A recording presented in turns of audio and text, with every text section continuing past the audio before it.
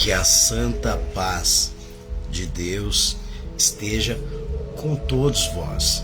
Estou aqui mais uma vez passando para deixar a todos os vossos corações mais uma porção da poderosa palavra de Deus. Deus é bom o tempo todo, irmãos. O tempo todo Deus é bom. E esses dias eu estava indo para o trabalho e estava refletindo sobre muitas vezes as pessoas elas precisam de um motivo para agradecer. Elas precisam de algo que dê a elas uma razão para ser grato a Deus. E naquele momento eu indo para o trabalho e eu pude contemplar assim um campo com muitas árvores, uma paisagem muito bonita. E naquele momento Deus ele me fez lembrar que existe muitas pessoas que não têm esse mesmo privilégio. Existem pessoas que têm deficiência visual e não conseguem contemplar o que eu havia contemplado. Então ali já vi um motivo para mim agradecer e glorificar a Deus pelos meus olhos verem. Estava ouvindo um louvor e ali já houve um outro motivo para mim agradecer, porque existem muitas pessoas que não ouvem e Deus me deu a graça de ter a oportunidade de ouvir. Então, se você que muitas vezes olha e não vê razão para agradecer, para expressar a Deus a sua gratidão, pense que você tem saúde, você tem família, você tem uma casa, você tem todos os seus sentidos sem nenhum problema, você ouve, você vê, você tem tato, olfato, paladar, enfim, você é uma pessoa normal. Existem muitas pessoas que nesse momento sofrem algum tipo de deficiência. E mesmo assim, algumas delas reconhecem a glória e agradecem a Deus pelo fôlego de vida que tem. Então vamos ser gratos. Muitas vezes nós estamos sempre pedindo, Deus me dá isso, Deus me dá aquilo, quando na realidade o que nós precisamos é ser mais grato. A gratidão, ela abre a porta para que as benesses do céu nos alcancem. A gratidão, ela move o coração de Deus. Não existe algo pior do que a ingratidão. E o oposto, a antítese da ingratidão é a gratidão. A gratidão, ela faz com que nós reconhecemos o quanto somos abençoados por Deus. Então hoje, debaixo de uma gratidão maravilhosa, tremenda, eu venho aqui passando para deixar para todos vocês uma palavra que Deus ele me concedeu, que está no Evangelho do Senhor Jesus Cristo, no capítulo de número 14 e no verso de número 16 a seguir, que diz assim: Eu rogarei ao Pai, e Ele vos dará outro Consolador, para que fique convosco para sempre, o Espírito de verdade, que o mundo não pode receber, porque não vê e nem conhece. Mas vós conheceis, porque habita convosco e estará em vós. Não vos deixarei órfãos, voltarei para vós. Ainda um pouco e o mundo não me verá mais, mas vós me vereis, porque eu vivo e vós viveis. Naquele dia conhecereis que estou em meu Pai, e vós em mim, e eu em vós. Aquele que tem os meus mandamentos e os guarda, esse é o que me ama. Aquele que me ama será amado do meu Pai, e eu o amarei e me manifestarei a ele. Disse-lhe Judas, não Iscariote: Senhor, de onde vem que há de se manifestar a nós e não ao mundo? Jesus respondeu e disse: se alguém me ama, guardará a minha palavra, e o meu Pai o amará, e viveremos para ele, e faremos nele morada. Quem não me ama, não guarda as minhas palavras. Ora, a palavra que ouviste não é minha, mas do Pai que me enviou. Tenho-vos dito isto, estando convosco, mas aquele Consolador, o Espírito, que o Pai enviará em meu nome, esse vos ensinará todas as coisas, e vos fará lembrar de tudo quanto vos tenho dito. Deixo-vos a paz, a minha paz vos dou. Não vou-la dou como o mundo dá. Não se turbe o vosso coração, nem se atemorize.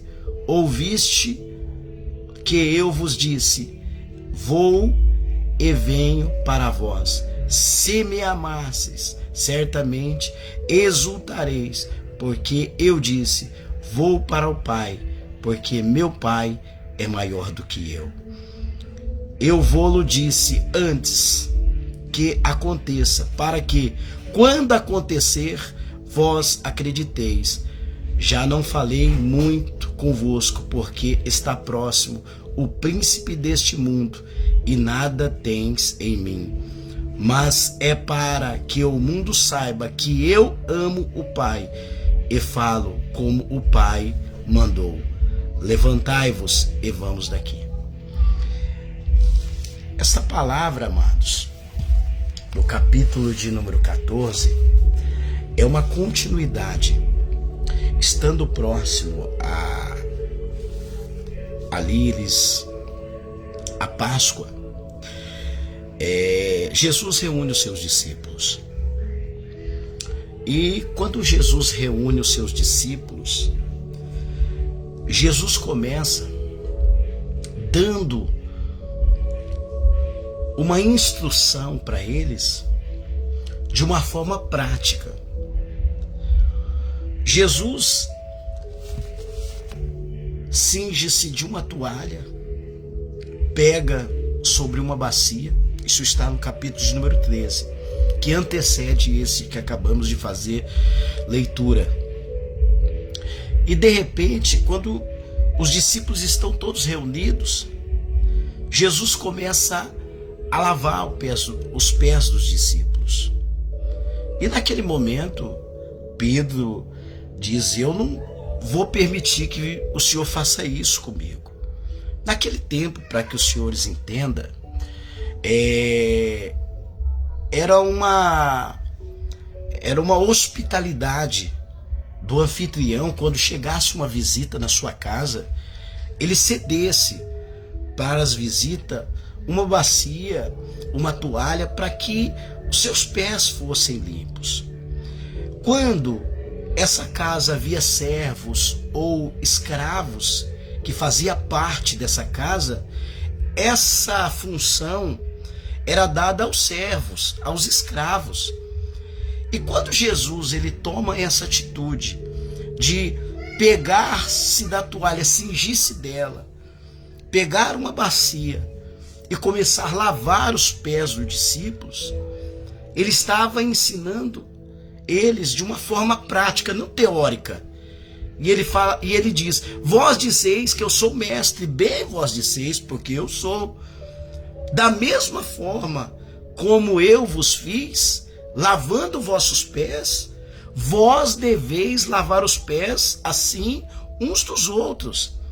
O que Jesus estava ensinando ali é que aquele que está sobre uma vocação, uma ordenança, um chamado espiritual, ele deve entender que ele não está ali para ser servido, mas ele está ali para servir. A condição ali que Jesus está mostrando, que quanto maior for o chamado na vida de uma pessoa, mais humilde ela deve ser. Jesus está enfatizando ali a humildade. Jesus está enfatizando o respeito. Jesus está colocando eles como se estivesse acima dele. Porque eu aprendo muito nesse texto, irmãos. Porque uma pessoa que ela está num nível de espiritualidade elevada, ela não tem objetivo de querer pisar nos outros. Ela sabe o que ela carrega. Ela sabe quem de fato ela é. E quem sabe de fato o que é e o que carrega, não precisa fazer os outros de escada para subir. Muito pelo contrário, ela tem alegria, em prazer, em colocar as pessoas em um lugar em que muitas vezes aqueles que têm um nível de espiritualidade inferior nunca teria condições de pôr. Então o que Jesus está ensinando ali é nada mais, nada menos que a forma correta de uma liderança, de verdadeiramente alguém que representa o reino do céu. Jesus, continuando, depois de lavar os pés dos seus discípulos, ele prediz a traição de Judas. E nós muitas das vezes, irmãos, nós olhamos para muitos acontecimentos que estão à nossa volta e nós julgamos, porque ali acontece isso, porque ali acontece aquilo. Quando Jesus, o maior exemplo de liderança, aquele que era a representatividade da perfeição, nunca se ouve engano na tua boca, cheio de graça e verdade, manifestou os pensamentos de Deus, mostrou para nós a forma como Deus quer que nós agimos, não com palavras, mas com atitude, com ação. A sabedoria de Deus estava ali, porque ele estava manifestando a maneira como Deus pensa, a forma como Deus almeja que nós sejamos. Então, quando nós olhamos para Cristo, nós percebemos uma realidade que muitas vezes nós queremos que não seja no nosso tempo. Se no tempo de Jesus, que era perfeito, cheio de graça e de verdade, houve aqueles que queriam um ser maior do que o outro, porque não foi isso que um dos seus discípulos chegaram, falou: Senhor, permita que nós sentemos de um lado, outro de outro. Aí Jesus fala: quem quiser ser o maior, seja o menor. Os nascidos de mulher, João Batista, mas lá no reino do céu, ele é o menor. E nós observamos que todas as vezes que nós percebemos o colégio apostólico, nós não vemos essa perfeição tão gloriosa que muitas vezes nós queremos que a igreja atual tenha. E nós precisamos entender uma realidade. Nós estamos num processo de aperfeiçoamento.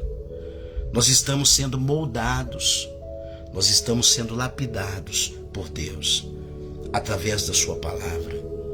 Ninguém é perfeito. Na igreja em que Cristo era o líder, era o pastor, houve aqueles que disputavam por um cargo, houve aquele que o traiu, houve aqueles que o abandonaram, houve aqueles que voltaram para trás, voltaram para pescar. mesmo andando com Cristo todo, vendo aquelas maravilhas, vendo tudo o que viram, mesmo assim, não deixaram de mostrar a sua natureza, os seus erros. Não é para simplesmente diminuir você. Os nossos erros são oportunidades que temos de aprender com eles. Eles não inutilizam a sua capacidade. Elas revelam a sua humanidade. Então todo ser humano vai ter momentos da vida dele que, embora ele queira acertar a todo momento, ele vai falhar, ele vai errar.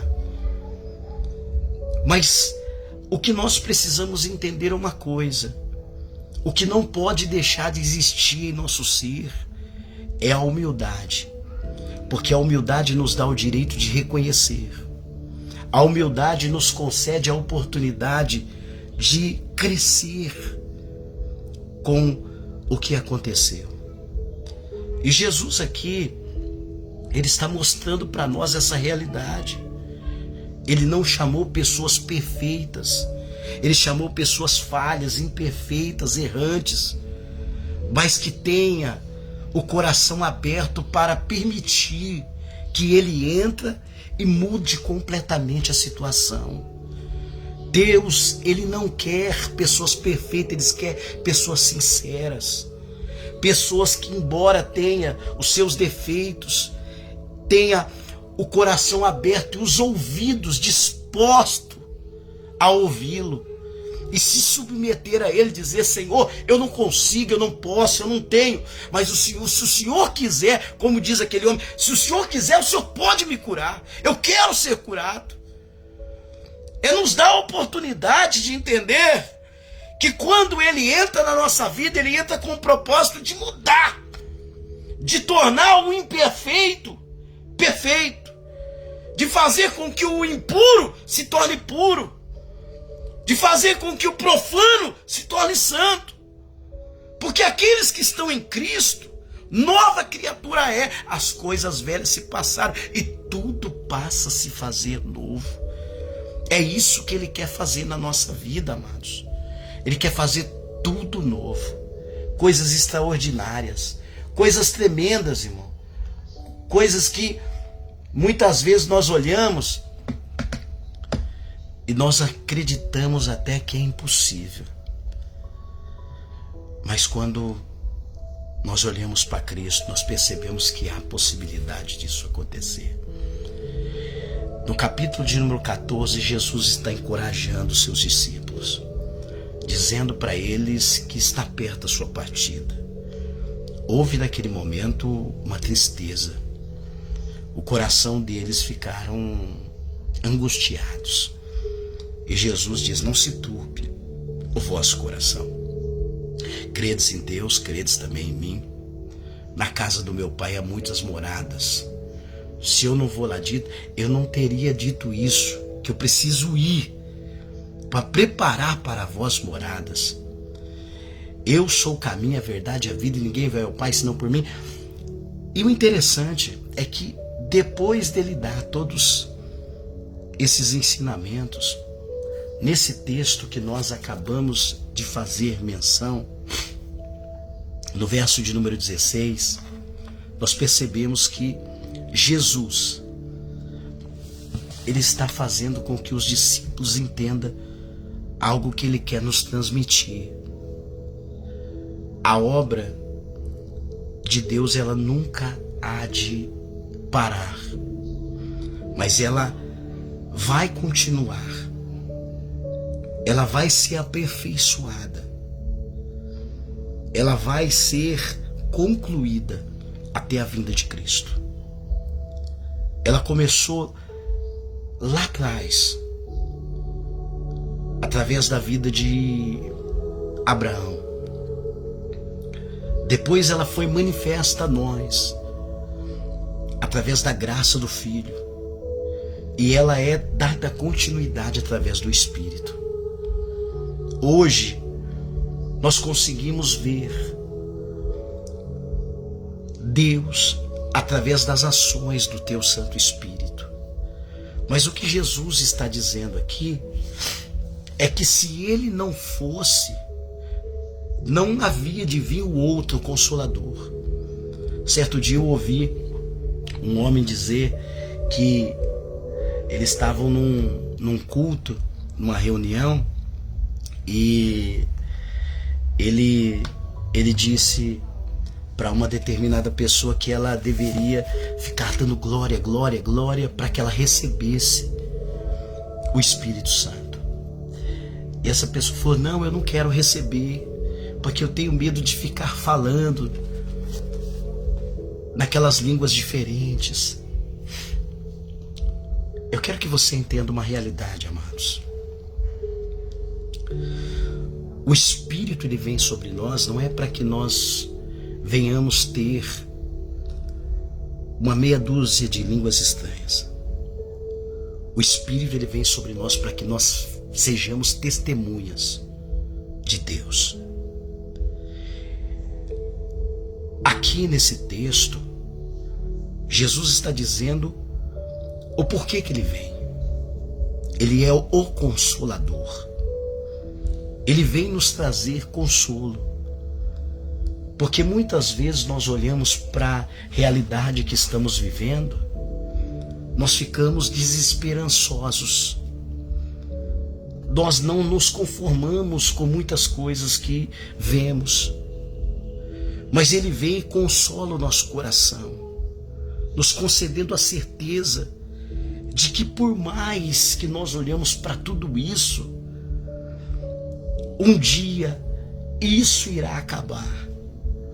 E nós, com certeza, estaremos vivendo em um lugar de paz. Um lugar em que nós nos encontramos com o nosso Senhor, com o nosso Criador. E vamos viver uma vida a qual muitas vezes nós não tivemos ou nós não temos condições de imaginar. Foi isso o que Paulo falou, o que não chegou, o que os seus olhos não viram, o que os seus ouvidos não ouviram, o que não chegou ao seu coração são o que Deus tem preparado para nós. Nós não temos nem menção, nós não conseguimos nem raciocinar, nós não conseguimos ter uma condição de imaginar o que nos aguarda, o que nos espera. E o que ele quer é que nós simplesmente estejamos firmados no propósito. O Espírito Santo, ele vem para nos consolar. Ele vem para nos trazer a certeza que nós não estamos sozinhos, que nós não estamos órfãos, que nós temos uma identidade, nós somos filho. Porque o Espírito, ele não vem somente para manifestar um dom em nós, ele vem para nos dar a condição de ser aqueles que estão inseridos dentro da adoção divina. Nós somos filhos por adoção. Nós que recebemos o Espírito Santo e somos guiados por ele, nós temos o direito de ser chamados filhos de Deus. Então, quando o Espírito ele vem sobre nós, ele vem com o propósito de nos consolar. Ele vem com o propósito de nos trazer a certeza que nós não estamos sozinhos. Deus está conosco até a consumação do século. Jesus está comigo até a consumação do século. Até tudo isso se findar na pessoa maravilhosa do teu Santo Espírito. Ei, você que está nesse momento pensando que tudo o que está acontecendo à sua volta, as pessoas te abandonaram, as pessoas te deixaram, ninguém está do seu lado, entenda uma coisa: Deus está contigo, e você e Deus continua sendo a diferença, a maioria. O que você não pode deixar é a presença de Deus. Deus nunca vai te abandonar enquanto você estiver com Ele. Ele estará convosco. Você precisa entender que por mais que a situação esteja difícil, que por mais que você olhe para um lado e para o outro, parece que nada muda. Você não está sozinho, Deus está com você. E nesse momento Ele te diz que Ele te toma pela tua mão. E está te dizendo para você não temer, não turbais o vosso coração. Credes em Deus, credes também no Filho, que o Espírito de Deus ele vai estar em ti, fazendo em você morada, te fortalecendo no momento da fraqueza, dando condições para que você tenha a visão de enxergar não somente o gigante vindo, mas vendo a derrota dele e tendo a certeza que no final ele vai te conceder a vitória. Não se desespera, espera no Senhor, confia no Senhor, tem de bom ânimo, não retroceda. Não olhe para a direita nem para a esquerda, muito pelo contrário, olha para o autor e consumador da sua fé. É Ele que vai te sustentar, é Ele que vai te segurar. E tendo uma coisa, quando Ele diz, eu estarei convosco para sempre, existem certos momentos na nossa vida que nós vamos estar só. Sabe quando? Quando nós estivermos perto de partir dessa vida, quando nós estivermos no leito, muitas vezes a sua família não vai estar lá, as pessoas que você ama não vai estar lá, você vai olhar para um lado e vai olhar para o outro e não vai enxergar ninguém. Mas eu quero que você tenha absoluta certeza de uma coisa: Deus, Ele vai estar contigo.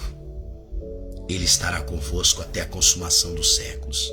Ele não vos deixará órfão, mas Ele voltará para nós. Aí ele continua, ainda um pouco, o mundo não me virá mais. Mas vós me vereis. O que me chama a atenção nesse texto, sabe o que é? É que ele diz que o mundo não pode recebê-lo, porque não o conhece e nem pode vê-lo. A palavra ali no original grego, o mundo não pode me receber, significa, o mundo não pode me receber porque não pode me ver. A paz do Senhor, pastor Sidney, Deus abençoe.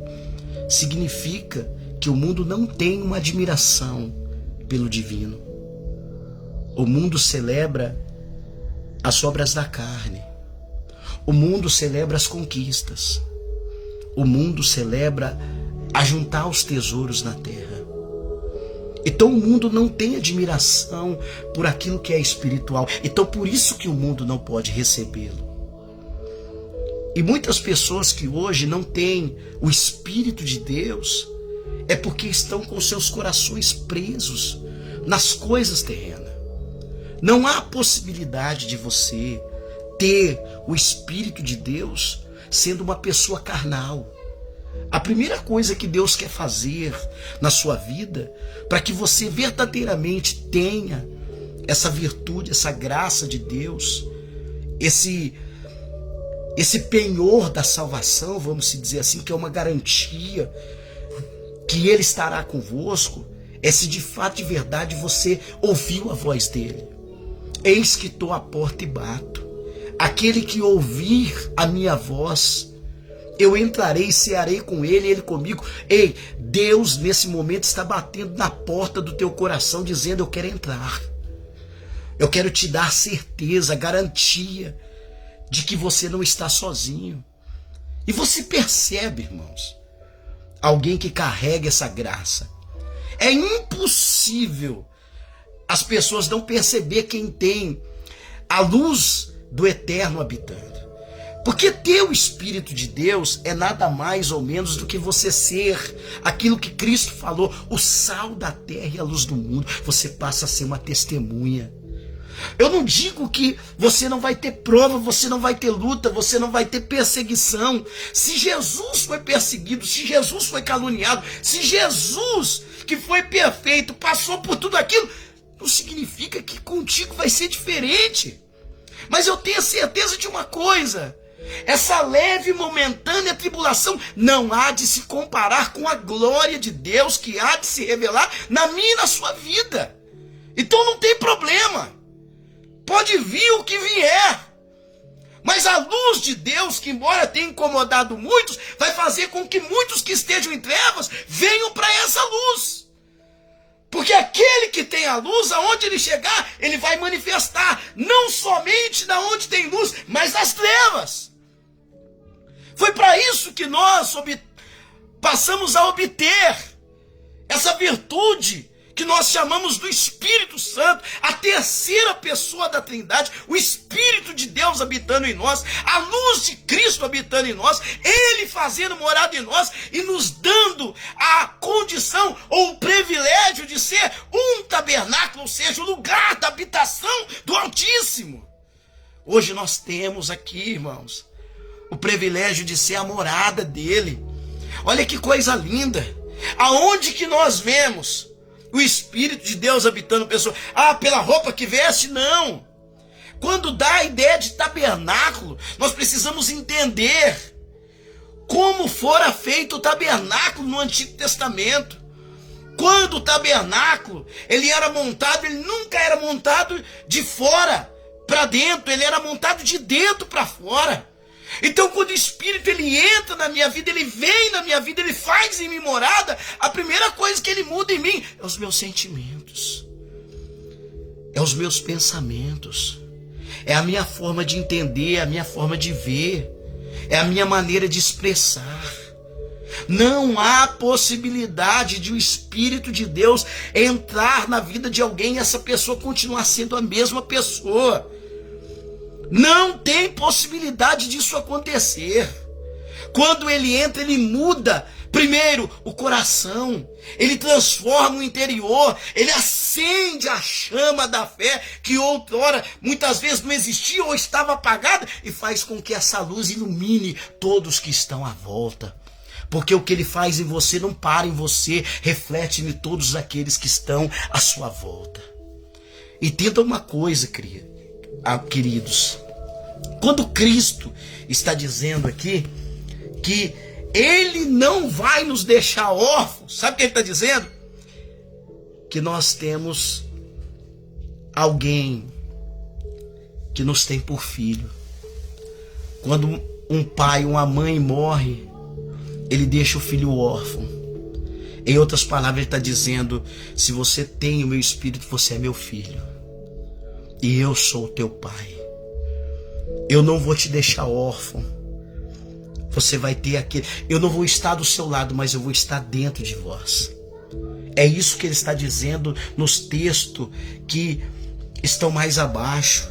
Ele diz: aquele que tem os meus mandamentos e o guarda, esse é o que me ama. Nós precisamos entender o que de fato, de verdade, denota essa palavra. O que de fato ela significa na nossa vida. Muitas vezes nós falamos: aquele ama a Deus. O que ama a Deus não é o que prega. O que ama a Deus não é o que canta. O que ama a Deus é aquele que vive na essência dessa palavra. É o que de fato, de verdade, tem essa palavra, não simplesmente como um algo escrito, mas tem ela como um espírito que traz para a sua vida, te dando vida, te mostrando uma forma de viver, fazendo com que você seja imbuído desses ensinamentos e passa a viver para glorificar e exaltar o nome de Deus.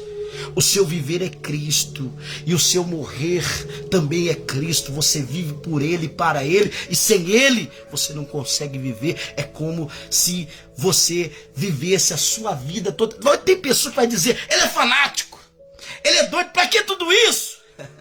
Porque o mundo não pode receber. Então o mundo vai julgar, o mundo vai apontar, o mundo não vai entender. Porque ele não vê e não pode conhecer. Para muitos pode ser fanatismo, mas para você e para ele é uma expressão do amor. É uma expressão daquilo que ele colocou dentro de você. Então, quando você ama a ele, você guarda os mandamentos. E olha o que ele diz: e eu o amarei, e o Pai também o amará. E nós vamos fazer o quê? Nós vamos vir a ele e vamos fazer nele morada. Olha que coisa linda, amados. Esses dias eu estava falando com uma pessoa, e muitas vezes, né, irmãos, as pessoas pedem opiniões e sempre chega para conversar com a gente. Embora eu eu não me vejo assim uma pessoa que muitas vezes eu não me vejo em condições de orientar, de aconselhar, mas algumas pessoas ainda procuram a gente e a gente, pela misericórdia de Deus, a gente fala algumas coisas, né? E essa pessoa chegou para mim e falou assim: olha, a minha vida tá assim, eu tô conhecendo uma pessoa assim e tal, me explicou. O que você me diz? Eu falei: olha, a primeira coisa que você deve fazer é olhar para a pessoa e entender se de fato e de verdade nela habita os frutos do Espírito. Escolha uma pessoa não pelo poder econômico que ela tem, não pela sua intelectualidade, não pelo fato dela ser uma pessoa carismática, não pelo fato dela ser simpática, porque todo homem ele é conquistador. Pode ser que no começo é assim e depois escolha uma pessoa pela fé. E aí ela parou: mas pela fé? Eu falei: pela fé. E como é isso, escolher pela fé? Escolher pela fé é olhar para ela e ver se de fato nela existe parâmetros da fé que são vistos em uma pessoa que carrega o Espírito de Deus. Ou seja, veja se essa pessoa tem os frutos da fé, que são os frutos do Espírito. Porque essa pessoa vai ter Deus habitando dentro dela. Deus te ama, sim ou não? Ela falou: ama. Eu falei: imagina Deus morando dentro de uma pessoa. E essa pessoa estando junto com você. O que essa pessoa não vai fazer para fazer você se sentir bem? Deus, ele quer te dar o melhor ou o pior? O melhor. Imagina Deus habitando dentro de uma pessoa, e essa pessoa estando junto com você, ela vai te proporcionar as coisas boas ou ruins. Então a gente precisa entender, irmãos, que muitas vezes a gente precisa olhar para essas coisas que faz toda a diferença na nossa vida. Nós temos que ter a presença do Espírito sobre a nossa vida, porque é Ele que irá nos fazer lembrar de tudo aquilo que nós temos visto e ouvido da parte de Deus. Então ele vai ser aquele que nos vai dar a certeza que nós não estamos sozinhos. Segundo, ele vai nos capacitar para a gente revelar os pensamentos de Deus e fazer com que essa luz do eterno brilhe no meio da escuridão daqueles que estão à nossa volta. Ou seja, nós seremos aqueles que iremos iluminar o caminho daqueles que estão caminhando. Jesus, ele falou que ele é o caminho, a verdade e a vida. Você sabia que você, nós somos um caminho também? Jesus, ele é o caminho que leva até o Pai. E você é o caminho que leva até Jesus. Entende? Então, quando João Batista ele vem preparando o caminho para Cristo, ele estava dizendo: eu sou o caminho que leva até Cristo. E você é um dos tais. Você é um João Batista também. Você é um daqueles que vão levar as pessoas até a Cristo. E quem leva as pessoas até o Pai é Cristo. Ele é a luz que vai iluminar a mente, o coração dessas pessoas. Então a nossa parte é somente propagar, é anunciar e é mostrar o quanto nós devemos anelar pela presença de Deus, pela presença do Espírito Santo na nossa vida. De tudo que você deve querer adquirir, adquire o Espírito Santo. Busque o Espírito Santo. O Espírito Santo ele vai reorganizar a sua vida. O Espírito Santo ele vai te fortalecer. O Espírito Santo ele vai tirar esse sentimento ou essa doença chamada carência da sua vida. O Espírito Santo ele vai te dar a certeza de que você não vai estar sozinho. O Espírito Santo ele vai te preparar para a boa obra de salvação que Cristo está manifestando na sua vida. O Espírito Santo ele vai te dar um dom, ou seja, ele vai te dar uma joia, ele vai te dar uma pérola, uma capacitação do alto para você executar o propósito que ele te chamou para fazer. O Espírito Santo é ele que vai fazer com que... mas eu tenho um problema de... Olha o que me chama mais atenção nisso, sabe o que é? Tem pessoa que fala, eu tenho problema de memória. Eu tenho Alzheimer. Sabe qual que é a cura para o seu Alzheimer? É o Espírito Santo. Ele vos fará lembrar de todas as coisas. Você pode esquecer de tudo, mas o dia que você receber o Espírito Santo, ele vos fará lembrar de tudo aquilo que é importante para a sua vida, para a edificação da sua casa, para a edificação da sua espiritualidade, para você ser uma pessoa diferente, para você se tornar alguém que verdadeiramente tenha uma identidade espiritual. Nós precisamos do Espírito Santo. Eu não sei, irmãos, quantos de vós almeja, deseja isso.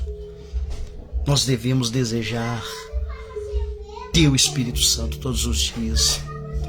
Nós podemos perder tudo, podemos perder a família, podemos perder dinheiro, podemos perder cargo, podemos perder condição, podemos perder tudo. Como o salmista Davi disse, Senhor, não tira de mim o teu Santo Espírito e nem a alegria da salvação. O que mais nós devemos anelar e desejar é não perder a presença do Espírito Santo, porque é Ele que vai nos fortalecer nos momentos da fraqueza. É Ele que nos vai fazer enxergar no meio da crise, no meio do caos, uma luz que nunca irá se apagar da nossa vida. Nós precisamos entender, irmãos, que o Espírito de Deus, quando Ele habita em nós, não significa que nós vamos ser pessoas perfeitas, nós vamos ser sujeitos a falhas, a erros. Nós vamos estar numa luta constante todos os dias entre a carne e o Espírito, a carne e o Espírito, todos os dias uma luta, não para. Mas nós vamos ter Ele nos auxiliando, dizendo para nós, não faça isso, não faça aquilo, mostrando para nós o caminho que nós devemos ir e o caminho que nós não devemos ir. Foi isso que aconteceu na vida dos apóstolos. Paulo queria ir até uma cidade pregar, chamada Betínia. E quando ele chega até ali, a Bíblia diz que o Espírito não deixou ele entrar na cidade, porque não era para pregar o Evangelho ali. Ou seja, o Espírito é importante para a nossa vida, porque ele não vai deixar nós jogar pérola a porcos. O Espírito ele vai dar condição de você saber quem você deve anunciar, porque nem todo mundo vai ter o coração aberto para receber a mensagem do reino. Vai ter pessoas que infelizmente estão com seu coração completamente intoxicados do mundo, e o mundo não pode receber, porque não vê e nem o conhece. Mas nós que temos um apreço, o desejamos e temos o desejo de tê-lo em nosso ser, nos dá condições de ver e de conhecer, porque Ele passa a habitar em nós. E nós, sendo morada do Altíssimo, nós somos nada mais, nada menos do que a igreja dele, revelada nos santos na terra. Essa é a palavra, amados. Guarda no teu coração. Jesus quer entrar na tua vida. Ele quer entrar dentro da sua casa. Ele quer mudar completamente a sua situação. Eu não sei se você está vivendo um momento caótico na sua vida, mas a receita para você hoje é: se enche do Espírito Santo. Se enche de Deus. Porque se você estiver cheio de Deus, você há de enxergar uma luz no meio de toda essa escuridão.